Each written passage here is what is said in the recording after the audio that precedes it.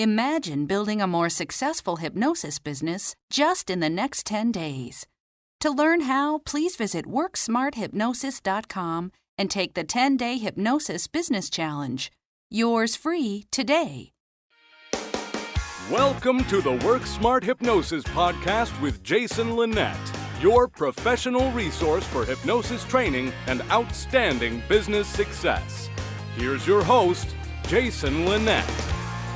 Welcome back. It's part 2 of the 2-part series with Dr. Jim Wand. This is session number 25 of the Work Smart Hypnosis podcast. In the last program with Jim, you heard us talking sort of more of the history of his experience.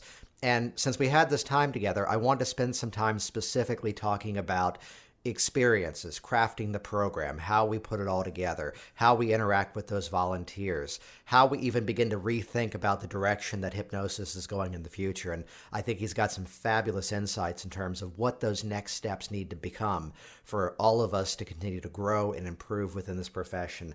Let's jump right in. By the way, real quick, that website that we're going to reference, thepowerhousesummit.com. I think it's a fabulous opportunity. It's going to be 7 days of training with Sean Michael Andrews, with Dr. Jim Wand, as well as Richard Barker. Again, that site is thepowerhousesummit.com. Check that out. Or even just Jim Wand's website directly, hypnotism.com. Great URL. Here we go, part 2 with Dr. Jim Wand.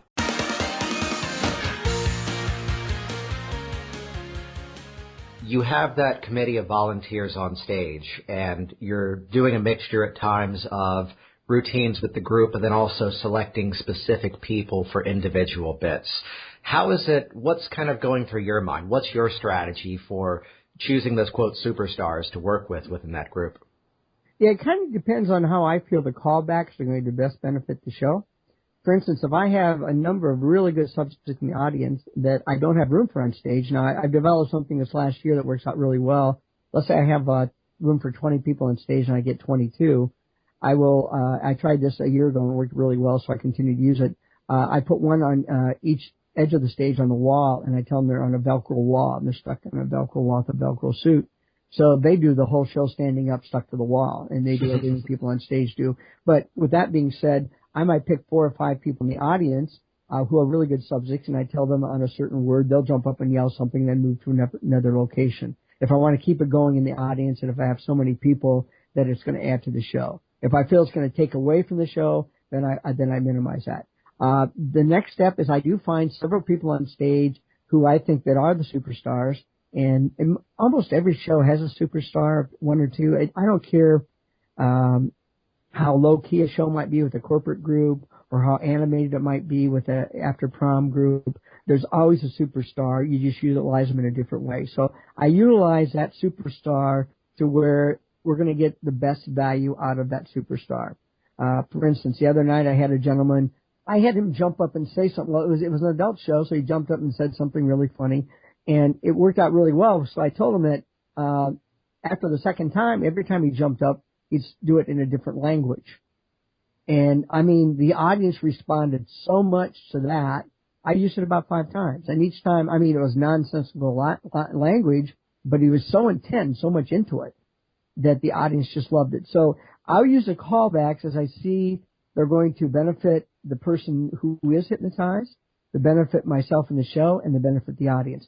Typically, the majority of my personal callbacks are at the end of the show. And I usually use about 5 to 8 during my post-hypnotic show routines where they've actually already come out of a hypnotic state. I might do one where I say the word hypnosis. I try to use common words that I'll remember, because the big thing is you have 5 to 7 or 8 different people that you've given different words to. You have to make sure that you use all the words and use them in the right context, use them at the right time. So I use words that are easy, like hypnosis, the name of the venue, the state that we're in. So I use certain words that usually respond with certain types of reactions from the people on stage. I might tell one person every time to say the word hypnosis, they'll slide off their chair, their shirt goes on backwards, their shoes are on the wrong feet. You know, so I have that going. Then I might have another person every time a certain word, the ceiling's falling, so they got to get up and make sure that people are leaving the venue because the ceiling's falling where the other guy is slipping out of his chair. Well, another person jumps up and yells, "Who's my daddy?" Another person yells, "I'm the daddy." So you get those things going and you get them looping. and you get them looping. And as you get them looping, I mean, everybody gets into it. Everybody responds to it. And the one thing I found too, and I don't think people do this enough, but if you have one link in that chain that breaks, it can break the entire routine segment, so to speak. So what I do is I make sure the first one and the second one, I know absolutely for sure they're going to do it. If I feel that one person might not be into it, I make sure I get a compliance from them with a visual head shake to make sure they understand, to make sure they're going to do it. Because the worst thing can happen is you give a suggestion and they don't reply to it. Usually the reason they don't respond to it is, number one, they don't understand it, or number two, they don't want to do it. And you don't want a person doing something that he or she is uncomfortable with. You want to make sure they understand it and that they're willing to do it before you get them in part of the mix, because it gives them much more of an ownership into doing a good job with that particular bit. Well, it's also that statement of building a program with a lot of texture. You know, you'll see some stage hypnosis shows that are very, and I hesitate to use the word, but formulaic in the sense of here's the induction, here's the deepeners, and then here's a routine, everyone eyes closed. Here's a routine, everyone eyes closed. And they basically repeat a similar sequence with different routines, different skits. But it's kind of like, and I use the metaphor of it's the music album where every song is basically sounding the same. Yes.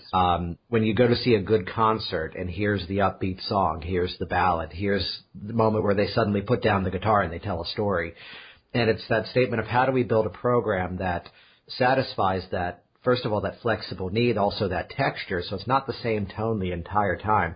Because I've seen in your program, there's moments where you just, you know, you'll tell a story. In a recent event, you showed a video where there's just that texture of the program, and even utilizing things that happen by accident, and often making those accidental things happen very frequently, too. Yes.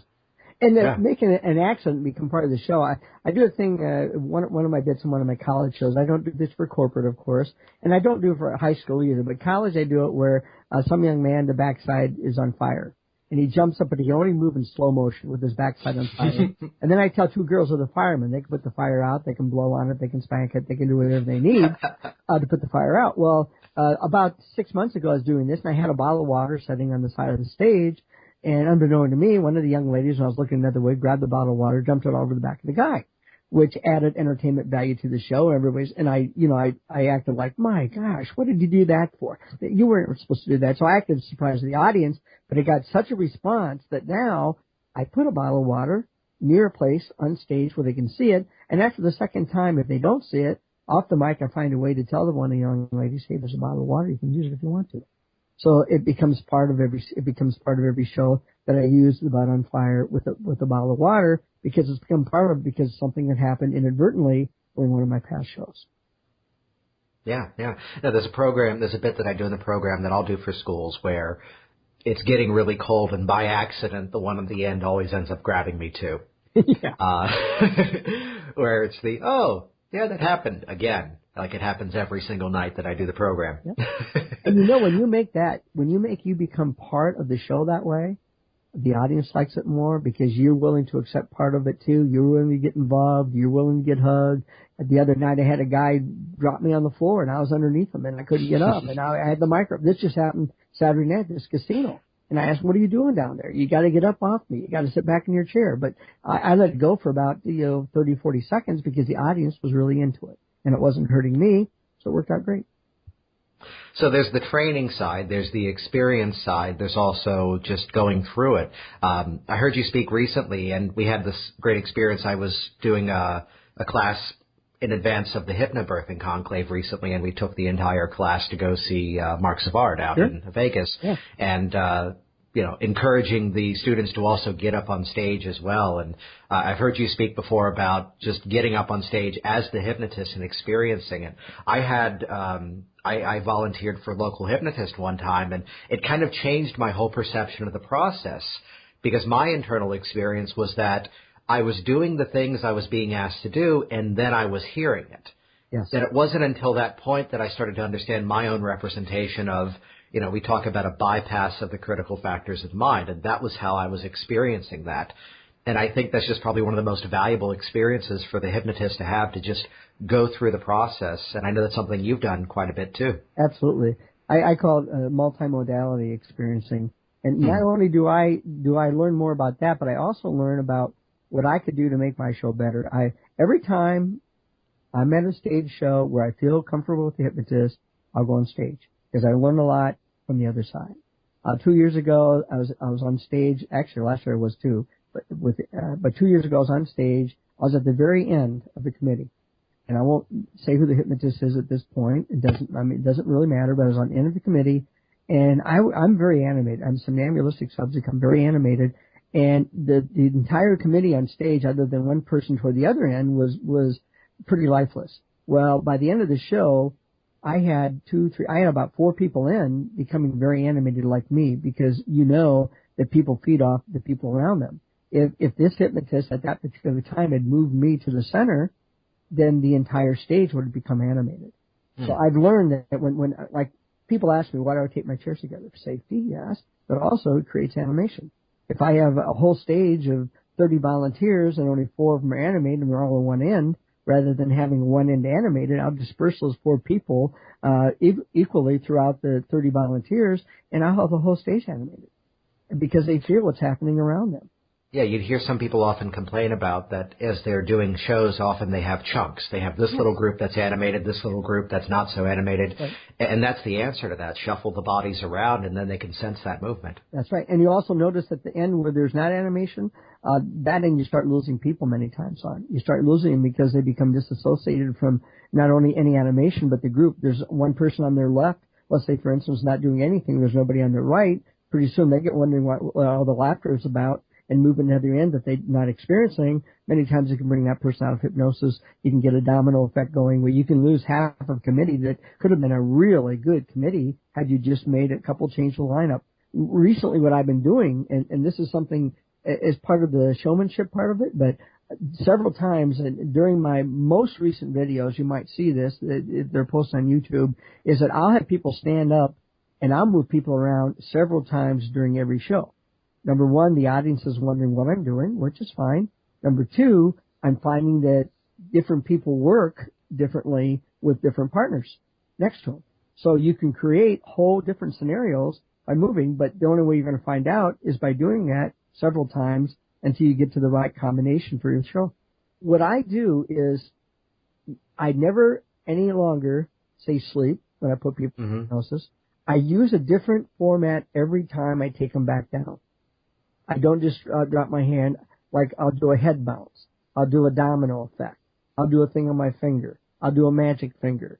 So what I've done to kind of eliminate that boredom from every taking person back down into submerging them into hypnosis, I've changed it every time now, which adds a lot because the audience doesn't know what's going to happen each time either, and it adds more to the show because now I have 5, 6, 7, 8 different additional routines added to it just with the, reinduction.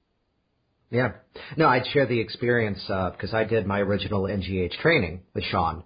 And it was kind of a fun experience because there we were, I think, the first day of the class, and I had just done a local TV spot. And I had someone that really, at that point, and I'd say this is probably in response to the training level I had at the time, the experience level too, I had someone that just wasn't that responsive to skits and routines, that I would do things and I didn't know enough yet to bump that up to get that more animated. But she was somebody that the process of the induction and reinduction was just phenomenal. And basically just out of the desire to go, I got 3 minutes to fill, I got to do something. That's what I was doing. Bringing them up, taking them back. Yeah, bring her up, bring her down. Sure. And just the different texture of when this happens, when that happens. And I think that's one of those things that you're right, that many hypnotists even stage, and I'd even say even in clinical environments too, that ability to, on one side, it's just fractionation, but on the other side, it's that extra convincer in the process too. And it's amazing to the layperson out there watching it. It's amazing to how you do that. It's amazing to the person who's interviewing you. And last but not least, the person who's actually being hypnotized. Yeah. Well, I mean, there are some stage hypnotists out there where their show is almost entirely the induction process, that they're a little heavier on that side with the phenomenon of what's happening, and then almost as a courtesy at the end, they're doing a couple of routines. Both models, I think, work. I tend to like the nice balance of the two. Yeah. Well, I think a lot of the therapeutic hypnotists who are using stage hypnosis more as a demonstration. I think they might do a little bit more of the longer induction just because that's what they're more comfortable with. Even though it's not necessary, that's what they're most comfortable with. And if they're more comfortable with that style, the bottom line is it working for them? And are they getting the response that's they want from the audience? If it is, then fine, continue to do it. Just have some other tools available if you want to try, some different aspects of presenting to whatever group you might be talking to. Well, I know your program is very flexible, but the most recent time I saw you, before you officially began with the entire committee of volunteers, which is a bit of a misconception anyway, because once they're on stage, they're your volunteers. Once they're in the audience listening to you, they're participating. But you did an instant induction with a very, very tall guy standing, which you and I are about the same height, a guy maybe a foot and a half taller, which is just building that expectation of all those volunteers. It follows the same principles of moving around the animated volunteers. Absolutely, yeah. So anything you can do to sell yourself and to sell what you're going to do, in some groups, like as well as I do, much more convincing is necessary than others. And some you just walk up there, like when I do an after prom party, my pre-talk might be 90 seconds max before I get the volunteers and hypnotize them. If I'm doing a corporate group, I might need 15 minutes to get the same job done. So you have to do what you need to do for the group that you're working with. Read the group, read the audience, read the subjects. You're always going to have a good show. Well, it's that benefit, too, of working some of the same venues, some of the same groups year in, year out. Absolutely. That and I think that's the biggest takeaway in terms of what the real selling point, I'd say, is to a stage hypnosis show would be, that so many other forms out there are, here's the program, here's the start time, here's the end time. But with what we're able to do, it's all of the expectation leading up to the program. It's all the stories they're telling afterwards. And then you show up the next year, and that conversation is still going. It really is. It really is. I had a school that I did a few years ago, and it was one of those learning lessons of, I'm working a little too hard. Because I show up, and they're all ready for it. They've all been telling the stories. They are all pumped up for the program, and I decided to just play for a moment. And how many of you were on stage last year? Just one person. And I recognized him, and he was my flopper the year before. So I recognized, okay, I got to give some safety instructions. The chair beneath you will be there to support you completely. Your body will safely remain in the chair. Just watch my hand. And just lowered it down. The guy just collapses. And at that point, I could have done that with the rest of the volunteers, and probably should have, rather than follow my full routine the way I normally did at the time. Yeah, because you already had him conditioned at that point. Like I'll if I have a group on stage and let's say it's getting more and more as I repeat engagements where you get 3, 4, 5, 6, 7 people, as many as that, who have been hypnotized before on stage, and me just randomly picking people out of the audience, and I'll still get that many. What I'll do is I'll go right down the line, pop, pop, pop, pop, pop, pop, all 6 or 7, and everybody else will say, whoa. Then I'll bring them back up, and then I'll do it with the whole group, pop, pop, pop, pop, pop, and it works. Like you said. So if you're not using the word sleep, what are you using? Relax, let go. There you go. Mm-hmm. Feel it. Release. Love that. So I'm doing other words, because I think, sleep is a misnomer. And Sean, he's got the hypnotic stare and the sleep, which kind of a part of a shock induction, which he does, and he's comfortable with that, and it works. But I find on stage, you don't necessarily have to do that. Do other things, because if you go with a group of, like corporate attorneys and you say sleep, well, I'm not asleep. Well, no, you're not asleep. It's a hypnotic sleep. It's much different. But if they don't understand that and you start saying sleep, they start thinking about it, they start to analyze it, and they come out of hypnosis, or at the very least, do very little in terms of animation during the show. So let me ask you this. That's kind of the bigger question of it all. If you could give just one piece of advice to the entire hypnosis profession, I know I asked the simple questions here, what would you want that to be? If you could make one change in the direction all this is going to go in the next 10 years. Number one, there's no big secrets in hypnosis. Do not be afraid to share your knowledge. Do not be afraid to share what you're doing. I think so many people have inductions that are secretive. They don't think other people should be able to use their particular routines. They think that they have to be very protective and guarded. The way we're going to grow as a profession is to work together. And I think that's one thing that we're having a hard time doing, is working together as a profession. The second thing is never quit learning. Never think you're too good. Never think there isn't something else that you can find from others and from yourself inside that's going to make you a better hypnotist, a better person, and a better part of the entire hypnotic community. Excellent. Excellent. Jim, this has been a pleasure. Absolutely. Mine too. Thank you so much. Well, excellent. That the training coming up, you can find it online. I'll put the links in the show notes. It's thepowerhousesummit.com. Right. You can also find more about Dr. Wand at hypnotism.com. Jim, thanks so much. Absolutely. Thank you, and thank everyone for listening. Thanks for listening to the Work Smart Hypnosis podcast at worksmarthypnosis.com. Hey, it's Jason here, and I want you to be the first to find out as we upload new content here online. So do this right now. Click subscribe right next to this video, and you will be the first to find out as I share further resources, further downloads, and other really cool things to come your way. See you soon.